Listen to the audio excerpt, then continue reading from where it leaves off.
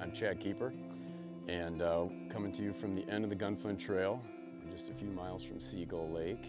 And today we're going to cover a topic, I guess, that sort of developed out of necessity over the years, which is basically doing our own tow service.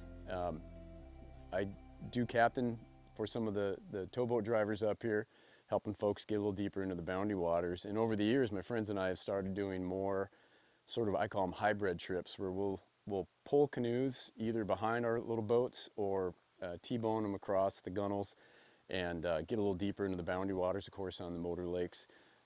Beach the boats, throw the canoes in the water and do some fishing.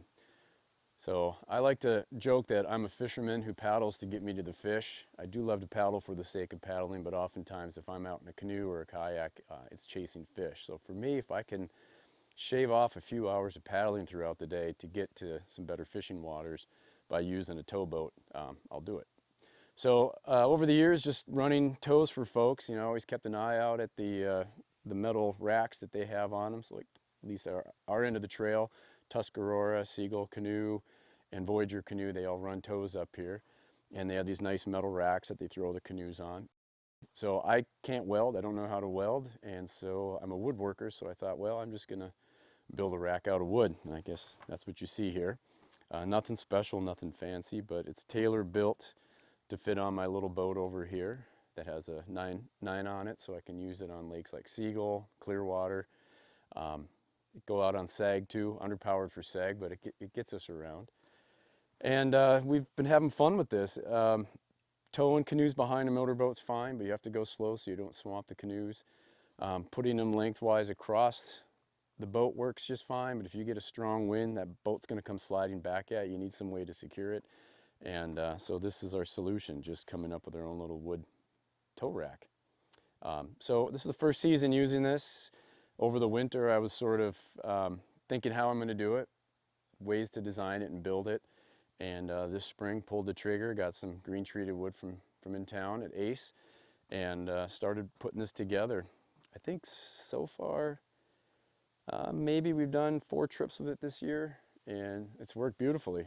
We just strapped the canoes on here. I made it wide enough to fit 2 canoes and strap them down just like you would on top of a car or on the other professional towboats, and off we go. We can fit about 4 people in the little boat, 2 canoes and gear, and off we go.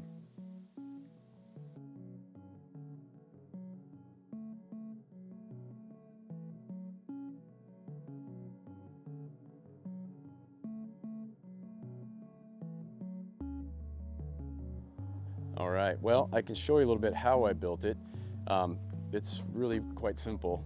I basically just took green treated 2x4s, ripped them in half on my table saw just to lighten the load. We don't need full 2x4s, that's overkill.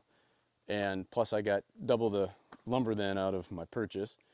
And then you just need to make sure that it's stable. So these brackets here help with stability left and right. These brackets down here back and forth. And so when you have canoes on here, what I've noticed, it does create a sail and the wind will catch it. So you need to have these stabilized so that the rack doesn't wiggle back and forth, left to right or front to back. We'll show you maybe in a little bit, but the system is custom built for my boat to fit specifically on the gunnels of my boat and then get pinned in and strapped down to keep it from blowing away. And we can probably show you that a little bit later. And then the top part here, I just measured the Yakima racks that I have for my car and made sure that this is wide enough to fit 2 canoes, even two three-person canoes in case we really wanted to bring a big crew in.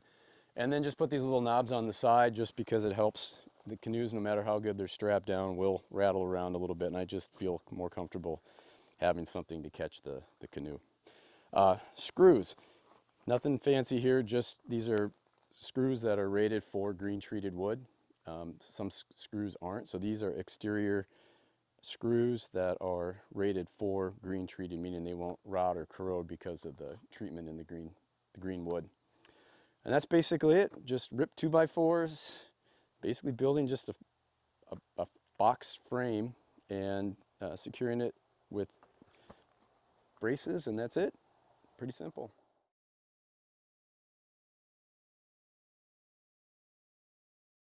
All right. Well, we've got Joe from Paddle Portage. He's here helping me today and doing the story. And Joe, you want to introduce yourself? Well, hopefully our viewers know Joe here, Paddle Portage Podcast. Chad, I've seen this canoe rack in action before, and first of all, I got to say I like that Borderland Lodge shirt you got. Yeah. Shout out to Borderland. So, yeah. but I've seen this thing in action, Chad, and it's a wonderful way for us to get deeper in the wilderness. As you referenced at the start of the video, I recall a trip we did with our pal Pastor Dave, and our buddy Mitchell was on that trip too, where we went chasing lake trout early in May this year, 2026. And you know, without the ability to get across a big lake, Clearwater in that instance, that trip wouldn't have happened. Not, you know, nothing against Dave and his age, but let's just be honest, that's a big lake to paddle, and we only have so many hours in the day. And do you recall how that day ended? Pouring rain, white caps on Clearwater. We raced that storm back to the landing. The moment that boat hit the boat landing, yeah, boom, it came down. Yeah. So and there were big waves. It was hot that day. Yeah. You know, we without paddling Clearwater probably logged between paddling and portaging that day, you know, miles of each each of those things easily. And so it was the only feasible way to do what for me is one of my favorite days of the whole summer. Of the whole paddling season was that day that we shared together. So it's very helpful to us. We've also done some other fishing. We've used this, as I said, a few times up end of the Gunflint, where we've done some walleye fishing on some other lakes around here. So I describe it as a game changer. I mean, to the point that Baxley, the LB with the podcast, is building one too. So we're stealing your idea based off of that. So and you watching this, I don't think you're claiming the patent on this, Chad. Oh, you no. kind of hijacked the idea from the towboat operators that you were doing. Begged, borrowed, and stole it from the towboat drivers. So I can't claim. Yeah, so it's been a game changer for us. So that's why we're showcasing it. But I'm curious, we're going to put this on the boat. Yep. How much weight? I have never lifted this thing. Yeah, you've never tried. So I would say when I first built it, this is green treated wood. It's always usually wet when you pick it up from the lumber yard. So when I put this together, it's probably somewhere between 55 to 60 pounds. Okay. I could lift it up myself, but it's cumbersome, right? Because it's kind of wonky. I can't reach far enough across to pick it up. But now that I built this early spring, it's been out in the sun, you know, for a month and a half, 2 months. Yep. It's lost a lot of weight. So I'd say it probably weighs somewhere around 40 to 45 pounds now. Oh, okay. Oh, yeah. Wow. Oh, yeah. It's feather light. It's pretty light. Yeah, totally. Does that make it seem a little more fragile or less kind of, you know, when you're... No, it doesn't change the structural integrity of the wood. The wood's just as strong whether it's wet or dry. And this is overbuilt, to be honest. Like, this is probably still more wood than I needed on here to support those light Kevlar canoes. But I'm a belt and suspenders kind of guy. Like, I will overbuild things quite regularly because I don't want to be out like on Clearwater like we were racing a storm home. I don't even remember, those winds were picking up, pushing us like a sail a little bit, and I just didn't want this thing to fail while we're out in the field, so I overbuilt it a little bit. But okay. Well, you could streamline a little bit more if someone wanted to. No, and it is very durable because I had on that day on Clearwater my Royalex tandem. Oh yeah, which is not a That's light true. canoe I forgot. Yeah, by any stretch of the imagination. And so and you portaged that thing like a beast that day. I remember. I was impressed. Well, I mean, yeah, but the point being that this thing can take some weight on top of it. You know, for sure. And if someone wants to build this who has skills with either steel welding or better yet aluminum welding, that's what a lot of the racks I've seen are. Yep. You could make it even lighter and stronger doing that. I just don't have that skill set or the equipment to do it. Like I said, I'm a woodworker, I'm a tinker in the wood shop, so. I think this is probably the more approachable thing. I mean, it's what the LB's planning to do, for example, and so forth. So. And I'd probably say totally invested in this, it's definitely under 50 bucks. Nice. For materials, you know. It's just, I think it's a total of 3 or 4 2x4s that I ripped, and then a small chunk of, I bought a 4x4 piece of green treated plywood, and then the screws I just had on hand, and so it's, maybe 50 bucks. Okay. Yeah. Awesome. Pretty cheap. Well, what do you say we put it on the boat here? Let's give her a go. Okay. All right, we're walking backwards. Watch that there. So this seems like a 2-person job though, huh, Chad? Yeah. Okay. It is, just because it's cumbersome, but like you can feel, it's weight-wise not that bad. So there's two holes in the back here. They line up with the oar mounts. Okay. And then I've got wood bracing right there. It's perfect. It already fell into place. Oh, okay. That's where it's supposed to be. Yep. And that's it. Wow. And then we'll put some pins in here and some straps up front, and that's it. We're good to go. Okay. Well, we'll take another look at that part of it here in just a second. All right. Well, I think the most complicated part of the whole process is trying to figure out how to attach the rack to the boat. And most boats, especially these little 14-foot Lunds or Crestliner or Lumacraft, have oar mounts on them, which you can see here.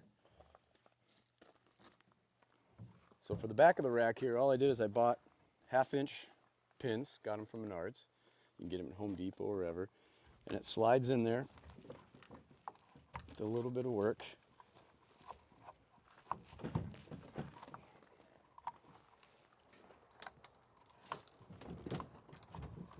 There we go. And then just put the cotter pin in so it doesn't pop out. And that's it. And that holds that in place. Do the same on the other side. Then in the front, it's a little bit more wonky, and this is part of the MacGyver of it all. You got to figure out your own way to do this.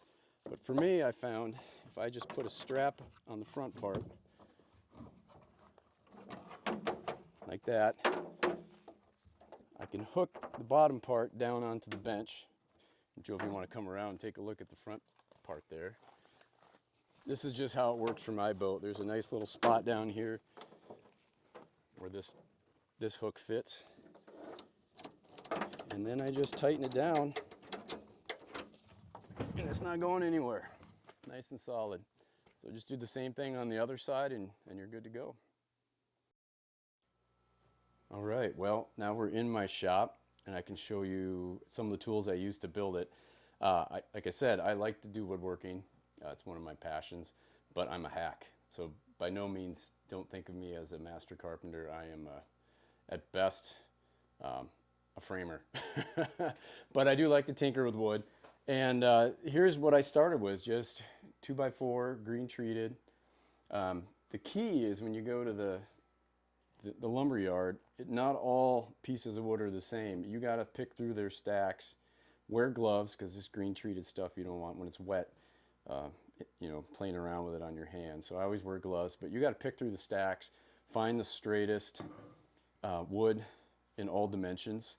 Look at the grain. The grain will give you some clue as to the stability as it dries, because that's the problem is as wet wood dries, it'll start to twist and get wonky. So if you see some random guy digging through piles of wood in a lumberyard, that's actually someone who knows what they're doing and not just grabbing the first stuff that's on top of the stack. So that's one tip.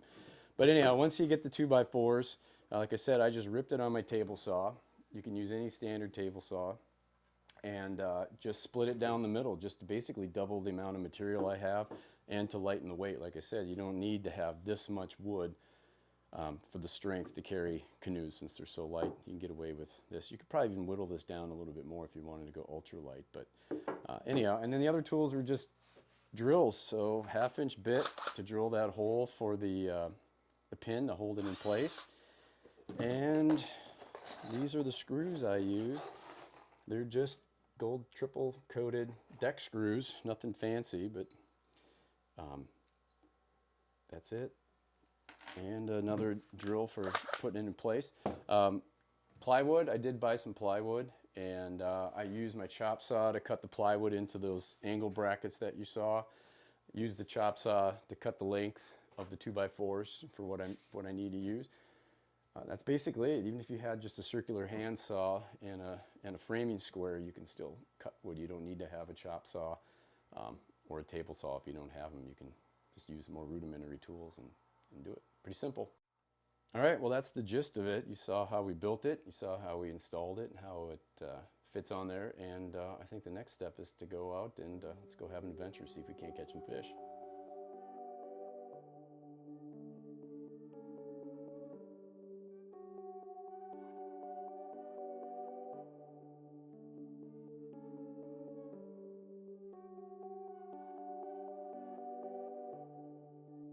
All right, well, hey, welcome back. This is Chad here. We're now at the edge of the Boundary Waters. We went in this morning, and I just got back, did some fishing. Joe met me here at the landing, another friend of ours, Mitchell, and threw the boats, the canoes on top of the boat, and went in and had a little adventure. Fishing was spectacular today.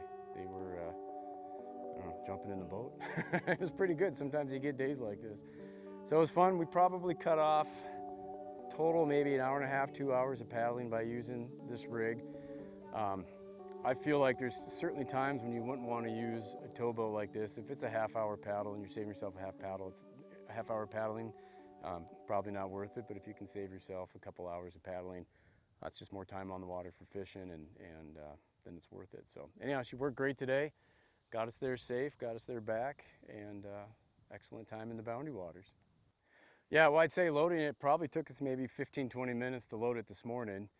Just pull gear out of the trucks and throw them in the boat, and then throwing the canoes on top is pretty easy. And probably here unloading, same amount of time, 20 minutes. Everything's always a little more disassembled on the way out than on the way in. Stuff's just strewn everywhere, but it'll probably take us 15-20 minutes to get the canoes off, back on our cars, and boogie out of here. All right, well, that's it for the day. Another successful trip.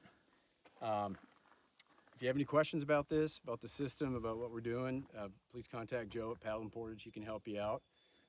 You know, rumor on the Gunflint Trail is that the podcast crew is going to be doing their own thing, building their own rack, and some future adventures coming. So keep an eye out for that. Something exciting to think about later this summer, maybe this fall.